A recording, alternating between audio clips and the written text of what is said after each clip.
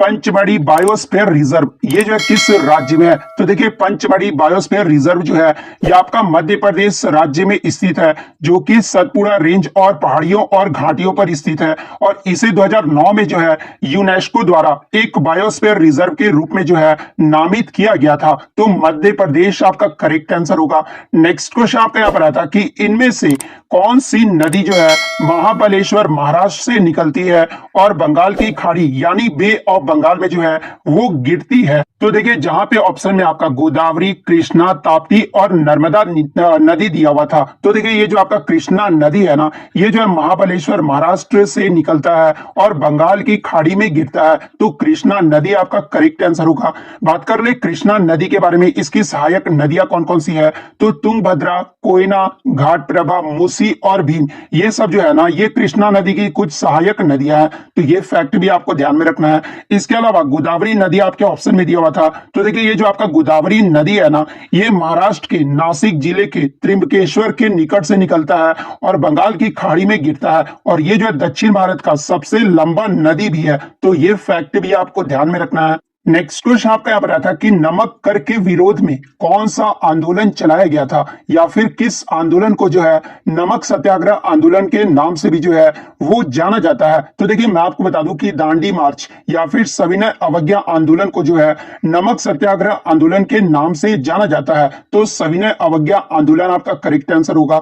Next question आपका यहाँ पर आता है कि रज पर्व यानी जो रज फेस्टिवल है ना, ये किस राज्य में मनाया जाता है? तो देखिए ये जो आपका रज पर्व है ये उड़ीसा राज्य में मनाया जाता है। और ये जो पर्व है ना, ये 3 दिनों तक चलने वाला एक अनूठा त्योहार है, जिसमें मानसून की शुरुआत और भूदेवी यानी धरती माता की जो है विशेष पूजा की जाती है। तो उड़ीसा राज्य आपका करेक्ट आंसर होगा। इस क्वेश्चन के अलावा एक क्वेश्चन और आपका था जिसको मैंने टाइप करना भूल गया है। क्वेश्चन आपका ये था कि हिंदू धर्म में पौधे की देवता को जो है किसे माना गया है? तो देखिए हिंदू धर्म में पौधे के देवता को जो है बहुत सारे पेड़ पौधे को माने गए हैं, लेकिन ऑप्शन में जो आपका सोम का पेड़ दिया हुआ था, तो देखिए सोम के पेड़ को जो है हिंदू धर्म में पौधे के देवता के रूप में जो है माना गया है। तो सोम आपका करेक्ट आंसर होगा। नेक्स्ट क्वेश्चन आपका यहाँ पर था कि गुजरात में कौन सा राष्ट्रीय उद्यान है? तो देखिए गुजरात में राष्ट्रीय उद्यान की बात कर ले तो गिर राष्ट्रीय उद्यान, ब्लैक बक राष्ट्रीय उद्यान, वसंदा राष्ट्रीय उद्यान,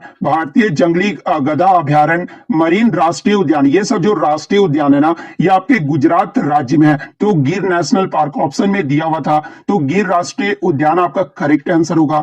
नेक्स्ट क्वेश्चन आपका यहाँ पर आता कि भेल की स्थापना ये जो है कब हुआ था? तो देखिए भेल की जो स्थापना है ना ये भारत सरकार के द्वारा 13 नवंबर 1964 को किया गया था। और बात कर ले भेल का मुख्यालय कहां पर है? तो ये आपका दिल्ली में स्थित है। बात कर ले भेल का फुल फॉर्म क्या होता है? तो भारत हैवी इलेक्ट्रिकल्स लिमिटेड होता है। तो ये फैक्ट भी आपको ध्यान में रखना है। नेक्स्ट क्वेश्चन आपका यहाँ पर आता है कि 2005 में कौन सी शास्त्रीय भाषा यानी क्लासिकल लैंग्वेज को जो है अपनाया गया था यानी दर्जा दिया गया था? तो देखिए ये क्वेश्चन जो आपका रिपीटेड प्रश्न है, जब ये क्वेश्चन जो अभी तक जो है आपका तीसरी बार आ चुका है। तो देखिए मैं आपको बता दूं कि वर्तमान में 6 भारतीय भाषाओं को जो है शास्त्रीय भाषा यानी क्लासिकल लैंग्वेज के रूप में जो है दर्जा प्रदान किया गया है। और वो 6 भारतीय भाषाएं कौन कौन से हैं? तो सबसे पहला जो दर्जा दिया गया था वो तमिल भाषा को दिया गया था, जो कि 2004 में दिया गया था। सेकंड आपका संस्कृत भाषा को दिया गया था, जो कि 2005 में दिया गया था। थर्ड की बात कर ले तो ये कन्नड़ भाषा को दिया गया था 2008 में। तेलुगु भाषा को जो है ये 2008 में दिया गया था। फिफ्थ की बात कर ले तो ये मलयालम भाषा को जो है 2013 में दिया गया था। और उड़िया भाषा को जो है ये 2014 में दिया गया था। तो 2005 के बारे में पूछा गया था, तो देखिए 2005 में जो है ये संस्कृत भाषा को शास्त्रीय भाषा यानी क्लासिकल लैंग्वेज के रूप में जो है ये दर्जा दिया गया था। तो संस्कृत आपका करेक्ट आंसर होगा। नेक्स्ट क्वेश्चन आपका यहाँ पर आता कि which organelle is responsible for cell division to take place in plants यानी पौधे में कोशिका विभाजन का जो कार्य है ना ये कौन करता है? तो देखिए पौधे में कोशिका विभाजन का जो कार्य है ना ये साइटोकाइनिन्स के द्वारा किया जाता है। तो साइटोकाइनिन्स आपका करेक्ट आंसर होगा।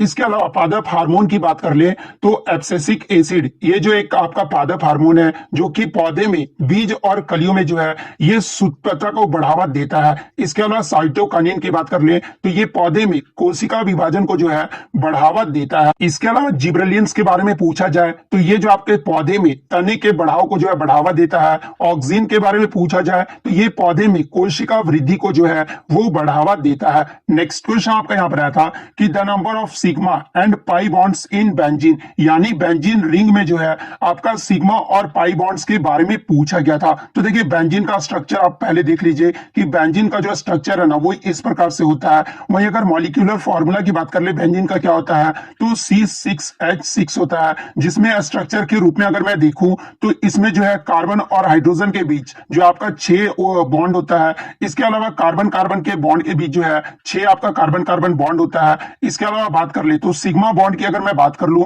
तो 12 जो होते हैं बेंजीन में वो आपके सिग्मा बॉन्ड्स होते हैं। वहीं अगर पाई बॉन्ड्स की बात कर लूं तो कार्बन डबल डबल बॉन्ड्स कितने हैं तो 3 जो है वो कार्बन डबल डबल बॉन्ड्स हैं, यानी पाई बॉन्ड्स की बात मैं कर लूं तो 3 जो होते हैं वो आपके पाई बॉन्ड्स होते हैं। तो 12 आपका सिग्मा बॉन्ड्स में आपका करेक्ट आंसर होगा और पाई बॉन्ड्स में जो आपका 3 करेक्ट आंसर होगा। वहीं अगर कोवैलेंट बॉन्ड्स की बात कर ले तो इसमें जो है 15 कोवैलेंट बॉन्ड्स होते हैं। तो ये फैक्ट भी आपको ध्यान में रखना है। नेक्स्ट क्वेश्चन आपका यहाँ पर आया था कि शुतुरमुर्ग के अंडे का आकार पूछा गया था। तो देखिए शुतुरमुर्ग के अंडे का जो आकार है ना वो 130 मिलीमीटर से लेकर जो है 170 मिलीमीटर के आकार के साथ ये दुनिया का सबसे बड़ी कोशिका के रूप में जो है इसे जाना जाता है। तो 130 मिलीमीटर से लेकर 170 मिलीमीटर आपका करेक्ट आंसर होगा। नेक्स्ट क्वेश्चन आपका यहाँ पर आया था कि what do aquatic animals excrete, यानी जो जलीय जंतु होते हैं ना वो क्या उत्सर्जित करते हैं। तो देखिए जो भी जलीय जंतु होते हैं ना वो अमोनिया को उत्सर्जित करते हैं। इसके अलावा ग्रुप डी के एग्जाम में आपका पूछा गया था कि जो जलीय जंतु होते हैं ना ये किसके द्वारा सांस लेते हैं तो ये गलफड़ों के द्वारा सांस लेते हैं। तो अमोनिया आपका करेक्ट आंसर होगा। नेक्स्ट क्वेश्चन आपका यहाँ पर आया था कि डायबिटीज ये जो है किसकी कमी से होता है। तो देखिए डायबिटीज यानी मधुमेह जो रोग होता है ना ये व्यक्तियों में उच्च रक्त शर्करा यानी ब्लड शुगर के असर या फिर अपर्याप्त इंसुलिन के उत्पादन के कारण होता है। तो ऑप्शन में आपका इंसुलिन दिया हुआ था तो इंसुलिन आपका करेक्ट आंसर होगा। नेक्स्ट क्वेश्चन आपका यहाँ पर आया था कि वर्मी कंपोस्ट जो है ये किससे बनता है। तो देखिए वर्मी कंपोस्ट जो है ना ये गोबर के साथ जैव पदार्थ मिलाने से जो है आपका वर्मी कंपोस्ट का निर्माण होता है। और ऑप्शन में जो आपका केचुआ दिया हुआ था यानी अर्थवर्म दिया हुआ था। तो देखिए जब आप गोबर में केचुआ यानी अर्थवर्म डालोगे ना तो ये वर्मी कंपोस्ट का जो है निर्माण करेगा। तो केचुआ आपका करेक्ट आंसर होगा। नेक्स्ट क्वेश्चन आपका यहाँ पर आता है कि धावन सोडा यानी वॉशिंग सोडा का जो उपयोग है ना ये किसके लिए किया जाता है। तो देखिए धावन सोडा को जो है ये सोडियम कार्बोनेट भी कहा जाता है। और धावन सोडा की अगर मैं केमिकल इक्वेशन की बात करूं यानी केमिकल रिएक्शन क्या होता है तो ये आपका Na2CO3.10H2 ये जो आपका धावन सोडा का फॉर्मूला होता है। और बात कर ले इसका उपयोग किसके लिए किया जाता है तो जल को अस्थायी कठोरता को दूर करने के लिए या फिर कांच साबुन और कागज के उद्योग में जो है धावन सोडा का प्रयोग किया जाता है। तो ऑप्शन में आपका जल की अस्थायी कठोरता को दूर करने के लिए दिया हुआ था। तो ऑप्शन 1 आपका करेक्ट आंसर होगा। नेक्स्ट क्वेश्चन आपका यहाँ पर आता है कि 31वां जीडी बिरला पुरस्कार के लिए जो है ये किसे चुना गया है। तो देखिए 31वां जो जीडी बिरला पुरस्कार है ना ये प्रोफेसर नारायण प्रधान को जो है ये भौतिक विज्ञान के क्षेत्र में उनके उत्कृष्ट योगदान के लिए जो है ये दिया गया है। तो नारायण प्रधान आपका करेक्ट आंसर होगा। इसके अलावा आगे के क्षेत्र में अगर आपसे पूछा जाए कि जीडी बिरला पुरस्कार की शुरुआत कब हुई थी तो ये वर्ष 1991 में किया गया था। इसके अलावा 30वां जीडी बिरला पुरस्कार पूछा जाए कि 2020 में ये जो है किसे प्रदान किया गया था तो ये प्रोफेसर सुमन चक्रवर्ती को जो है प्रदान किया गया था। नेक्स्ट क्वेश्चन आपका यहाँ पर था कि जीव विज्ञान के क्षेत्र में 2022 में जो है किसे जो है पद्मश्री पुरस्कार जो है वो दिया गया है। तो देखिए मैं आपको बता दूं कि आपके जीव विज्ञान के क्षेत्र में यानी साइंस एंड टेक्नोलॉजी के क्षेत्र में जो है टोटल 8 लोगों को 2022 में जो है वो पद्म पुरस्कार दिया गया है, जिसमें एक को साइंस एंड टेक्नोलॉजी के क्षेत्र में जो है वो पद्म भूषण पुरस्कार दिया गया है और 7 लोगों को जो है साइंस एंड टेक्नोलॉजी के क्षेत्र में पद्मश्री पुरस्कार दिया गया है। तो देखिए इसके ऑप्शन मुझे नहीं मिले हैं। जिस भी कैंडिडेट्स को अगर इसका ऑप्शन पता है वो कमेंट करके बता सकते हैं। नेक्स्ट क्वेश्चन आपका यहाँ पर आया था कि ओलंपिक 2021 में भारत की किस टीम ने जो है ये पदक जीता था? तो देखिए 2021 का जो ओलंपिक हुआ था वो आपका टोक्यो जापान में हुआ था, जिसमें भारत की भारतीय हॉकी टीम, क्योंकि टीम यहां पर पूछा गया था, तो भारतीय हॉकी टीम ने जो है ये कांस्य पदक जीता था। इसके अलावा एग्जाम में ये भी प्रश्न पूछा जाता है कि भारतीय हॉकी टीम ने टोक्यो ओलंपिक 2021 में किस टीम को हराकर जो है ये कांस्य पदक जीता था? तो ये जर्मनी को हराकर जो है कांस्य पदक जीता था। नेक्स्ट क्वेश्चन आपका यहाँ पर आता है कि किस देश की राष्ट्रीय स्तर जो है प्रति व्यक्ति आय, ये जो है किस पर निर्भर करता है? तो देखिए किसी भी देश का पर कैपिटा इनकम जो है ये आपका नेशनल इनकम यानी राष्ट्रीय आय और पॉपुलेशन यानी जनसंख्या पर जो है ये निर्भर करता है। तो राष्ट्रीय आय और जनसंख्या आपका करेक्ट आंसर होगा। नेक्स्ट क्वेश्चन आपका यहाँ पर आता है कि किस संविधान संशोधन द्वारा मौलिक कर्तव्य को जो है शामिल किया गया था? तो देखिए 42वां जो संविधान संशोधन 1976 में हुआ था, इसमें जो आपके मौलिक कर्तव्य को जो है शामिल किए गए थे। तो 42वां संविधान संशोधन आपका करेक्ट आंसर होगा। और आपको कमेंट करके जवाब देना है कि वर्तमान में कितने जो है मौलिक कर्तव्य है, ये जो आपको कमेंट करके जरूर जवाब देना है। नेक्स्ट क्वेश्चन आपका यहाँ पर आया था कि नीति आयोग का पदेन अध्यक्ष जो है ये कौन होता है? तो देखिए नीति आयोग के जो पदेन अध्यक्ष होते हैं ना, ये भारत के प्रधानमंत्री होते हैं। तो प्रधानमंत्री आपका करेक्ट आंसर होगा। हाल ही में जो नीति आयोग के उपाध्यक्ष बने हैं ये सुमन बेरी बनी है। सुमन बेरी जो है ये किसका स्थान ली है? तो ये राजीव कुमार का जो है स्थान ली है। बात कर ले वर्तमान में इसके सीईओ कौन है? तो ये परमेश्वरन अय्यर है। तो ये फैक्ट भी आपको ध्यान में रखना है। नेक्स्ट क्वेश्चन आपका यहाँ पर आया था कि न्यूलैंड का अष्टक नियम ये जो है किस तत्व तक लागू होता है? तो देखिए न्यूलैंड ने जो अष्टक नियम दिया था ना, ये जो आपका कैल्शियम तत्व तक जो है वो लागू होता है। तो कैल्शियम आपका करेक्ट आंसर होगा।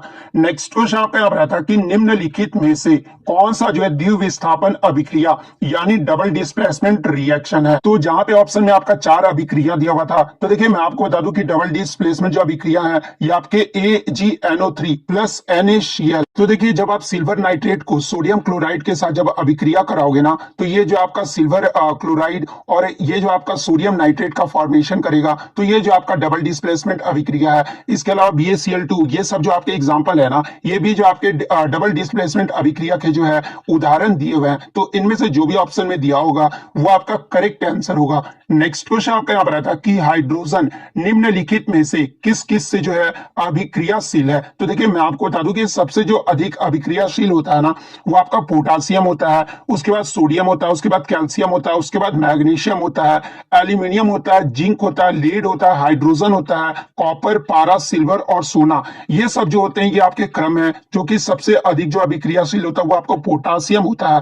लेकिन ऑप्शन में आपका दिया हुआ था कि कॉपर, सिल्वर, उसके बाद जो है सोना, इसके बाद पीबी जो लेड का सूत्र होता है पीबी, ये जो आपका दिया हुआ था। और इस ऑप्शन के अकॉर्डिंग पूछा गया था कि हाइड्रोजन इनमें से जो है किस किस से अधिक अभिक्रियाशील है? तो देखिए आप देख सकते हैं कि लेड से जो है अभिक्रियाशील है। तो लेड आपका यहाँ पे करेक्ट आंसर होगा। नेक्स्ट क्वेश्चन आपका यहाँ पर आता है कि कैल्शियम हाइड्रोक्साइड के साथ सांद्र सल्फ्यूरिक अम्ल की अभिक्रिया से उत्पाद जो है वो क्या बनता है, यानी प्रोडक्ट जो है वो क्या बनेगा? तो देखिए जब आप कैल्शियम हाइड्रोक्साइड को सल्फ्यूरिक एसिड के साथ जब अभिक्रिया कराओगे ना, तो ये कैल्शियम सल्फेट और वाटर का निर्माण करेगा। तो कैल्शियम सल्फेट आपका करेक्ट आंसर होगा।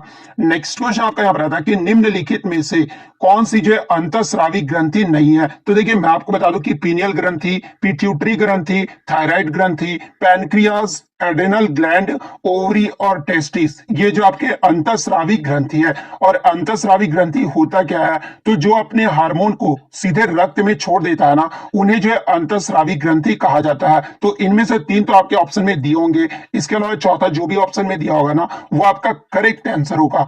नेक्स्ट क्वेश्चन आपका यहाँ पर आता है कि 200 वाट के बल्ब में विभवांतर यानी जो आपका 220 वोल्ट दिया हुआ है, तो बहने वाली जो धारा यानी करंट जो है वो पूछा गया था। तो देखिए ये फॉर्मूला आपको पता होना चाहिए था कि P इक्वल टू क्या होता है? तो VI होता है, जहां पे P आपका पावर हो जाएगा, V वोल्टेज और I जो है वो आपका करंट हो जाएगा। तो हमारे यहाँ पर देख सकते हैं, तो हमारे यहाँ पर जो है करंट यानी I निकालना था, तो I इक्वल टू क्या होगा? तो P/V होगा। और P हमारा कितना दिया हुआ है? तो P हमारा 200 वाट आपका दिया हुआ है। और V की बात कर रही यानी वोल्टेज की बात कर ले, तो ये आपका 220 वोल्ट दिया हुआ है। तो जब आप इसको सॉल्व करोगे तो 0.91 एम्पियर जो आपका यहाँ पे करेक्ट आंसर होगा। नेक्स्ट क्वेश्चन आपका यहाँ पर आता है कि निम्नलिखित में से कौन सा विद्युत का कुचालक है। तो देखिए जो भी अधातु होते हैं ना वो विद्युत के कुचालक होते हैं, सिर्फ ग्रेफाइट को छोड़कर। तो देखिए आपकी रबड़, प्लास्टिक, सूखी लकड़ी, ये सब जो होते हैं ना वो आपके विद्युत के कुचालक होते हैं। तो इन्हीं में से कोई आपका ऑप्शन में दिया होगा। तो इतने क्वेश्चन जो है आज मुझे बच्चों के द्वारा मिले जो कि 100% रियल और ऑथेंटिक है। तो अगर वीडियो अच्छी लगी हो तो वीडियो को जो है लाइक जरूर कर दीजिएगा। इसी तरह रियल और जेन्युइन कंटेंट पाने के लिए जो है चैनल को सब्सक्राइब जरूर कर दीजिएगा। तो मिलते हैं नेक्स्ट वीडियो में, तब तक thank you, all the best.